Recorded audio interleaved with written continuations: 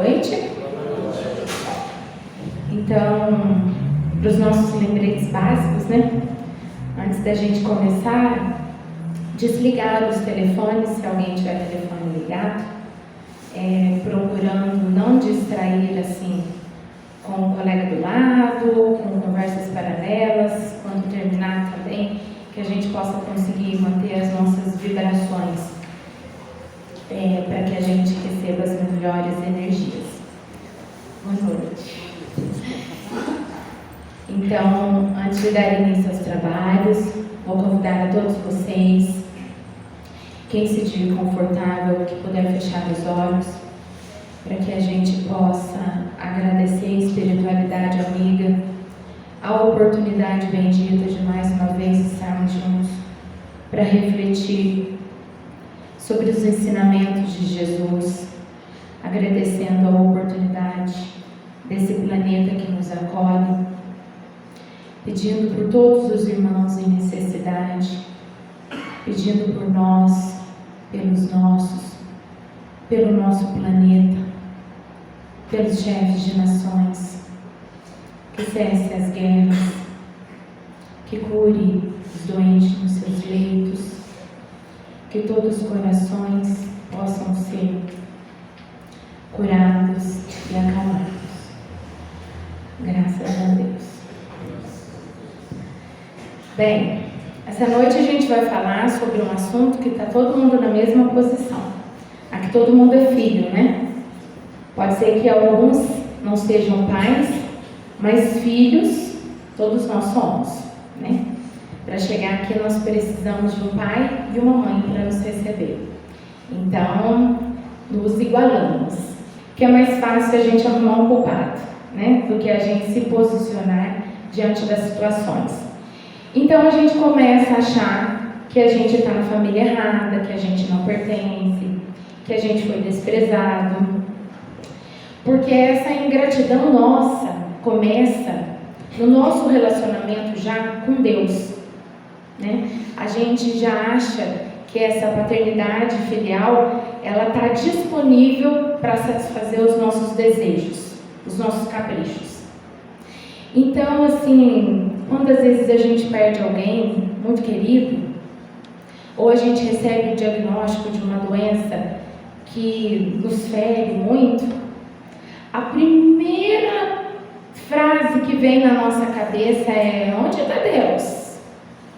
Que pai é esse? Não é?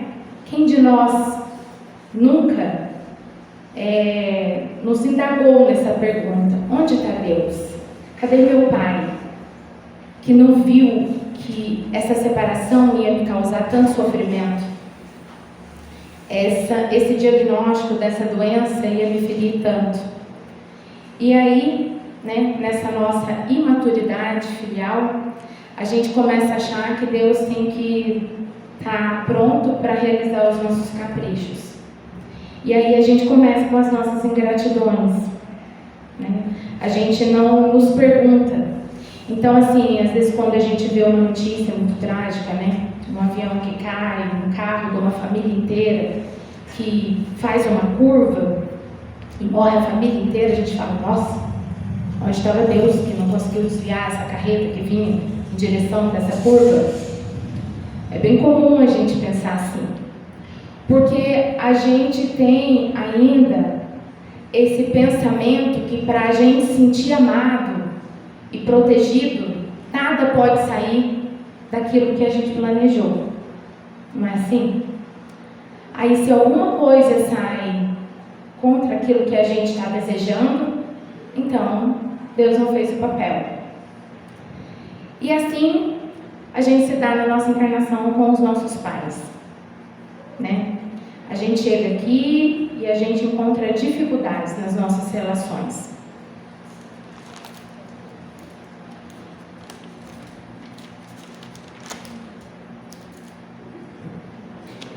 Nós já trazemos esse pensamento de desproteção da paternidade divina. Porque se algo me acontece, Deus estava cuidando de alguém que não cuidou de mim. E aí a gente esquece. Porque a gente está tão desejoso já do nosso mundo de regeneração, que a gente esquece que a gente vive aqui ainda no planeta de prova e expiação. E é através das dificuldades, das nossas inter-relações, que nós vamos aprendendo. Não estou querendo romantizar sofrimento, violência, que às vezes a gente sabe que em muitos lugares, muitos filhos sofrem. Não é nesse lugar que eu estou falando. A nossa reflexão hoje é do ponto de vista da doutrina espírita, de como se dá esse nosso planejamento. Qual é o nosso papel, né? O porquê que a gente é tão ingrato e porquê que a ingratidão dos nossos filhos nos dói tanto. Então, primeiro nós precisamos compreender que nós temos o nosso livre-arbítrio, cada um menos e mais, de acordo com o estado que cada um pode ainda desenvolver, né? Nós não temos assim, a Deus dará esse livre-arbítrio. E é através desse descontrole nosso que nós vamos causando as nossas dificuldades através das nossas vivências. E aí a gente chega numa família e a gente não compreende o que a gente está fazendo lá, né? Muitas vezes a gente acha que a gente foi deixado de lado, que a gente foi abandonado, que a gente é o patinho feio.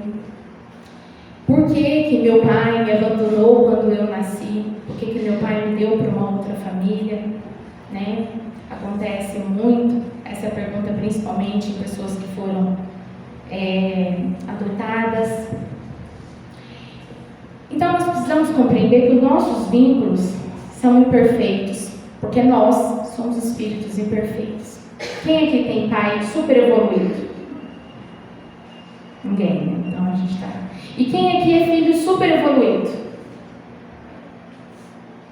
Então nós não temos pais evoluídos, automaticamente também não somos filhos evoluídos. E aí a gente sempre fala, em alguns momentos, se não hoje, alguma vez na vida a gente já falou, ou a gente ouve um sobrinho, ou algum colega, eu gostaria que a tia tal fosse a minha mãe. Eu gostaria que o pai de tal fosse o meu pai. E será que nesse momento a gente se pergunta se a gente também somos os filhos que foram sonhos dos nossos pais? Será que a gente é tão perfeito assim? Será que a gente faz tudo exatamente como eles sonharam? Será que nós chegamos na vida adulta do jeitinho que eles desejaram que a gente fosse? Porque nós desejamos que os nossos pais correspondem a essas nossas esperas.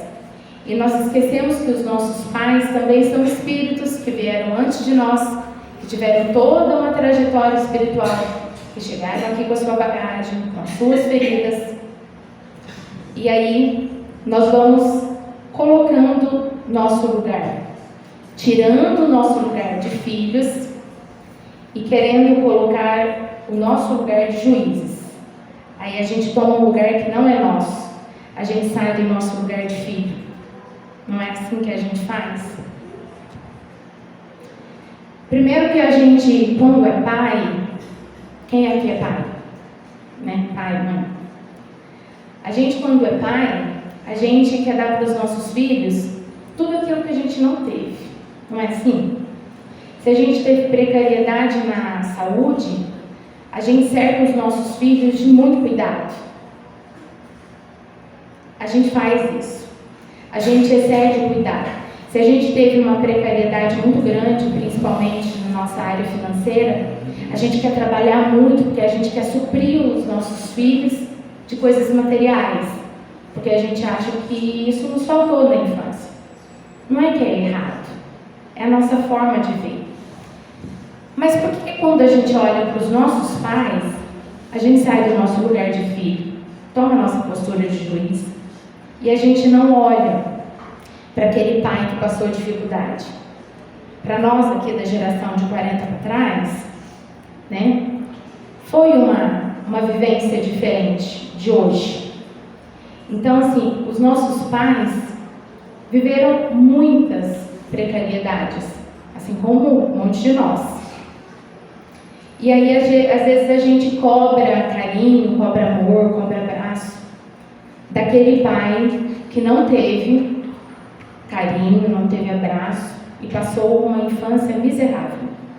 Então, ele entendeu, na infância dele, que ser pai era não deixar o filho passar necessidade.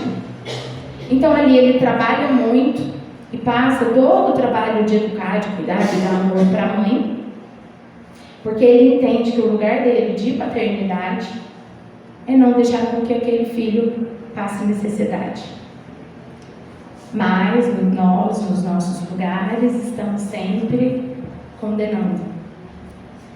No Livro dos Espíritos, a questão 582, Kardec pergunta mais ou menos assim para os espíritos: se pode ser considerada a paternidade como uma missão? E é uma resposta comprida. E aí os espíritos respondem assim: mais do que a gente pensa, porque é um planejamento do futuro.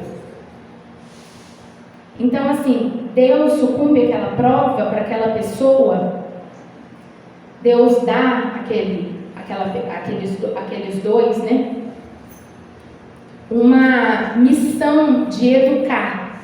Então, ele está confiando no futuro. Então, a gente não precisa preocupar quando os nossos pais são bons ou ruins. Porque uma coisa que a doutrina espírita nos ensina muito bem é fazer a nossa parte. A única coisa que a gente pode fazer é o nosso trabalho. A gente não pode fazer o trabalho do outro. Então, nesse capítulo, Kardec vai tratar sobre honrar pai e mãe. Então, quando a gente diz assim: ah, meu pai, aquilo só me deu a vida. Então, às vezes a gente tem a oportunidade de conviver com pessoas que falam isso o tempo todo. E aí é interessante que esses dias eu peguei e falei para a pessoa assim, eu falei: nossa, vem cá, você acha que é pouco? Dar a vida, você acha que é fácil assim, gerar uma vida? A mãe gera, a mãe empresta o corpo, ela divide ali as suas células, ela alimenta a criança. Ah, mas a minha mãe me deu, né? Em alguns casos adotivos. Que bom que essa mãe fez um planejamento, conseguiu esperar com que a sua gestação chegasse ao final, viu que não tinha condições nenhuma e passou essa missão para uma outra família da qual você também tem ligação. Então nós precisamos começar a olhar esse capítulo como honrar pai e mãe. Não é uma forma de obrigação de amar. A gente não é obrigado a amar. O amor é uma coisa muito sublime, um sentimento muito sutil que a gente vai trabalhando. A gente ainda está aprendendo sobre o que é o amor. Mas a gente precisa respeitar. A gente honrar é dar o lugar de destaque. É dar esse lugar de merecimento. Eles me trouxeram a vida. E agora o que eu vou fazer com ela cabe a mim. Então nós precisamos começar a olhar para esse honrar como eu não tenho obrigação de amar. Embora, para todos nós que somos desejosos de um dia estarmos na fileira do Cristo, nós já compreendemos que nós precisamos amar a Deus sobre todas as coisas e o próximo como a si mesmo. Como é que a gente não tem necessidade de amar os pais que nos concederam a vida? É um trabalho e um exercício, porque o amor é aquilo que a gente se dá apesar de, né? E aí às vezes a gente fala assim: nossa, mas o meu pai foi super violento, o meu pai batia na minha mãe. Que bom que através desse péssimo gesto, dessa dor incalculável que causou em você, e não estou diminuindo, o seu pai ensinou a respeitar o outro. Porque muitas vezes, quando tem relações de dificuldades, aí você vai falar: ah, mas eu aprendi isso Eu bato na minha namorada porque eu aprendi com o meu pai bater na minha mãe. Mas você achava gostoso quando via? Você se sentia confortável nesse lugar? Você ficava feliz? Então você não aprendeu. Se você tivesse aprendido, você não faria isso. Meu pai a vida inteira nunca gostou de trabalhar. Então olhe para o seu pai para desenvolver essa área na sua vida. Porque nós precisamos compreender que nós temos o nosso parentesco espiritual e o nosso parentesco carnal. Parentesco espiritual é aquelas pessoas que nós temos muita afinidade. Aqueles amigos que a gente encontra e fala, nossa, que bom que eu reencontrei, né? Às vezes a gente tem felicidade de chegar numa casa e ter afinidade com um irmão assim, com um tio, ou com o pai, ou com a mãe, talvez com uma pessoa mais distante. Mas geralmente na nossa família, nós sempre temos no nosso ciclo também esse parentesco carnal, que é as pessoas, inimigos do passado. Aí a gente primeiro precisa começar a refletir sobre uma coisa muito bacana sobre esse capítulo. Que quando a gente vai pensar assim, e naqueles pais que foram descuidados? E na dificuldade que eu tive? Aí lembra que a gente deve sair do lugar de juiz e permanecer no nosso lugar de filho? A gente tem sempre que pensar assim, Deus sempre vê possibilidades nas situações e chances de recomeço. Através dessa oportunidade, nós ganhamos merecidamente a lei do esquecimento. Então, nós não sabemos o que nós fizemos lá atrás e nem o que fizeram conosco. Então, a gente pode sempre recomeçar. E quando a gente olha para uma relação assim, que é muito doída e é muito difícil, a gente precisa compreender, ter um olhar muito maduro, sair no livro Debaixo do Abacateiro, A Sombra do Abacateiro, de Chico Xavier, através do Chico, ele vai falar sobre essa revolta que a gente tem. E ele vai falar sobre febre e desespero. E ele fala que essa revolta é uma inadaptação que a gente tem às leis divinas. Então a gente não aceita. Aí a gente tem essa rebeldia. A gente não concorda. Tudo bem não concordar, por hora. Mas eu posso fazer diferente, eu vou fazer o meu papel. Não é? Então nós precisamos compreender o seguinte, que quando a gente vem para cá, não é assim, a gente escolhe o que a gente quer, ou cada um vai lá, pega uma mala e desce. Quando a gente está aqui, a gente não está num planeta que é o hospital escola. Então quando a gente vai matricular nossos filhos numa escola, se a gente tem condições de pagar a escola, a gente escolhe a escola que nossos filhos vão estudar, não é assim? Se a gente não tem condições, se eu falar coisa errada, vocês me corrigem, a gente vai lá na Secretaria de Educação, em algum lugar para isso, faz o cadastro dessa criança. Esse local vai separar essas crianças pela localidade, por idade, se ela está vindo de uma outra escola, o que ela já sabe, qual o nível intelectual, para colocar numa sala. Não é assim que funciona? A gente pode até dar um jeitinho brasileiro de querer escolher a escola, né? E talvez ainda escolher a sala. Mas a gente não pode falar assim, olha, eu quero que meu filho estuda nessa sala com o coleguinha tal, com a irmã tal. Atrás eu quero que senta fulano cor de tal, da religião de tal, e que a professora tenha conduta tal. Aquela seleção vai acontecer a partir do que aquela direção acha melhor para o desenvolvimento da criança, daqueles que estão na sala, porque é um conjunto. Se aqui são cópias, né, do mundo espiritual. Então nós imaginamos como que é esse planejamento nosso nessa escola. Vocês acham que assim joga a gente aqui e fica? Então teve todo um planejamento, e na maioria das vezes aqueles que a gente tem muitas dificuldades são aqueles que já foram em algum momento da nossa existência lá atrás, pessoas que nós tivemos muitas dificuldades. Então a gente precisa olhar para essa dificuldade e parar de falar assim: eu estou pagando, eu sou filho de tal porque eu estou pagando meus pecados, ou eu sou irmão de tal porque eu estou pagando os meus pecados. É uma opção minha, viu, gente? Se a gente chega aqui e recebe um boleto que é muito alto, que consome uma parte muito grande do nosso orçamento, e a gente tem que dedicar assim, muita energia para fazer o pagamento desse boleto, a gente não sabe o que é.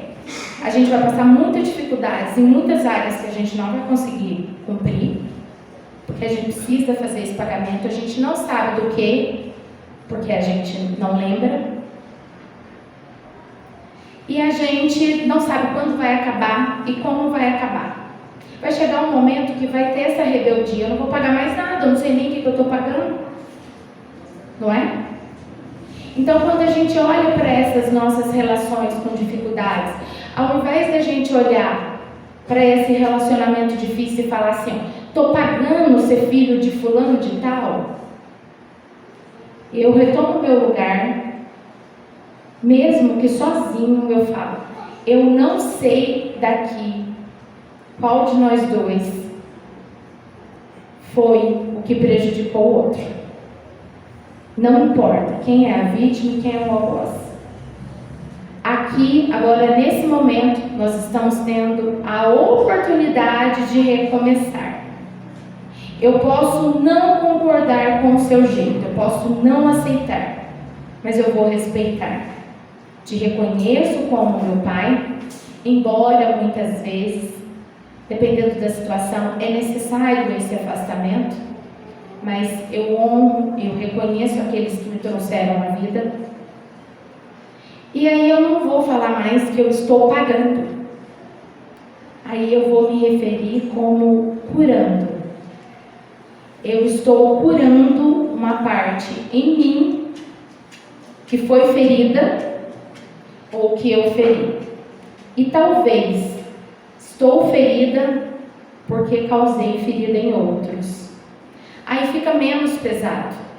Porque se nas situações de dificuldades que a gente tem, seja com os nossos pais, ou às vezes alguns pais aqui passando uma dificuldade muito grande com o filho, se a gente olha para essa dificuldade e vê isso como uma missão impossível, né, como um boleto enorme, que a gente não sabe nem de onde, porque a gente não lembra. A gente sabe que a gente tem algo ali, mas não interessa o que foi. É a chance de recomeçar. Então eu só posso fazer uma coisa, é o meu papel. E o meu papel eu vou fazer honrando a vida daqueles que me trouxeram a vida. Conhecendo-os, que deram tudo o que puderam, porque a gente é muito exigente em relação aos nossos pais. A gente pede tudo, e na maioria das vezes, se não todas as vezes, nosso pai não tem nada para dar. A gente não tem nada para dar. É aquele ditado: a gente só dá o que tem. E a gente é exigente em relação aos nossos pais. A gente quer afeto, a gente quer compreensão, a gente quer amor. Mas e eles? Eles têm. E o que nós já temos? Se agora eu pego um papel, amasso, jogo lá no meio do salão, joguei no lixo. Como que você chama mesmo de camisa branca? O Márcio viu. que você vai fazer, Márcio, com o papel que eu joguei? Por quê? Vocês entenderam? Quando eu já tenho a consciência do que a atitude do outro não é legal, então a ação é minha. Eu vou de encontro. Eu joguei. A obrigação não é minha de pegar, porque eu não tive consciência de sujar. Ele viu. Ele poderia não ligar, mas incomoda. Ele não aprova a minha atitude. Então ele pega o papel, porque já é da consciência dele consertar essa situação. Então, o meu desejo hoje, para que todos nós, aqui como filhos, é que a gente possa fazer assim, essa ação, que a gente possa ter um olhar assim, esse olhar desse nosso planeta que a gente tanto deseja, que é o planeta que nós vamos habitar um dia, que é de regeneração, a gente começar com as nossas ações hoje, olhando para os nossos pais, observando nele as dificuldades que eles têm e trabalhando em nós o que a gente pode mudar nessa relação. Mas o meu pai não se encontra mais aqui. Perdi. Quem disse que a gente perdeu alguma coisa? A gente não perde nada, né? A gente perde coisas materiais. Espíritos, pessoas, amores, a gente não perde. Então, para que a gente possa fazer um exercício durante essa semana para frente, agora que a gente já tem essa consciência do que quando a gente vê algo, é nosso dever de mudar e reagir, né, às situações, então que a gente possa olhar para essas dificuldades dos nossos pais e ao invés da gente rebelar nessa febre, a gente possa ser filhos mais amados, que a gente possa realmente um dia poder compreender os nossos pais, para que a gente também mergulhe diretamente nesse amor incessante de Deus, que nunca para por nós. Que as situações que nos acontecem não é porque nós estamos desprotegidos do amor de Deus. Sempre haverá motivos para a gente fazer a troca da frase.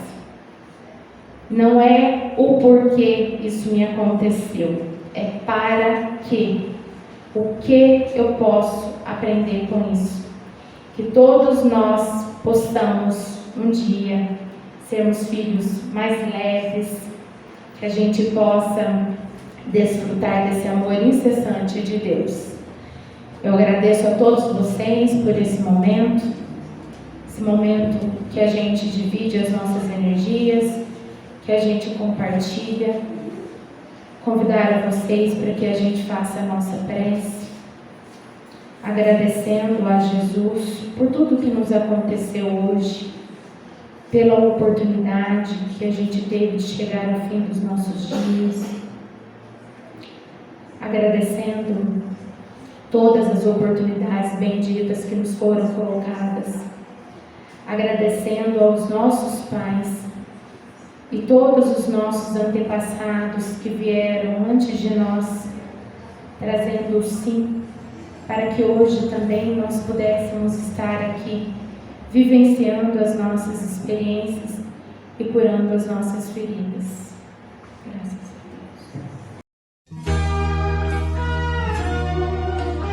Deus. O SARAI, entidade beneficente de assistência social, fundada em 1962, conta com os departamentos Centro Espírita André Luiz e o Lar Escola Casita. Criado em 1999, o programa Lar Escola Casita tem por objetivo geral a promoção do desenvolvimento humano. Atualmente, a Casita atende cerca de 100 crianças e adolescentes, de 4 a 16 anos incompletos, muitos com risco social e ou humano. algumas de nossas atividades: suporte pedagógico, apoio às tarefas escolares, Libras, inclusão da diversidade, oficina da pintura, pintura em gesso e tela e educação física, badminton, vôlei e futebol. Temos projeto temático Pequenos Guardiões do Planeta, trabalho desenvolvimento de habilidades pedagógicas, valores e conceitos, meio ambiente e sustentabilidade. Projeto Moeda Social Zitinha, noções da economia solidária, do ter e do ser. Alimentação, café da manhã, da tarde e almoço. Acompanhamento da saúde, monitoramento e suporte para assegurar o bem-estar físico e mental dos participantes. Psicólogos, projetos, prevenção de cáries, odonto, aprender a crescer, medicina, plantio de horta caseira e compostagem. Programa Apoio à Família, apoio psicossocial e material. Funcionários. Ao todo, somos 11 funcionários para manter estes projetos, esta rede de apoio a essas crianças e suas famílias. Reflexão. Muitas das coisas que precisamos podem esperar. A criança não pode. É exatamente agora que seus ossos estão se formando, seu sangue é produzido e seus sentidos estão se desenvolvendo. Para ela, não podemos responder amanhã. Seu nome é hoje. Ajude-nos. Seja um contribuinte de um mundo melhor. Pix 16 65 26 38 1000 contra 47. Ou para outras formas de contribuição, ligue 3291 1480 ou também pelo WhatsApp 3291 1480.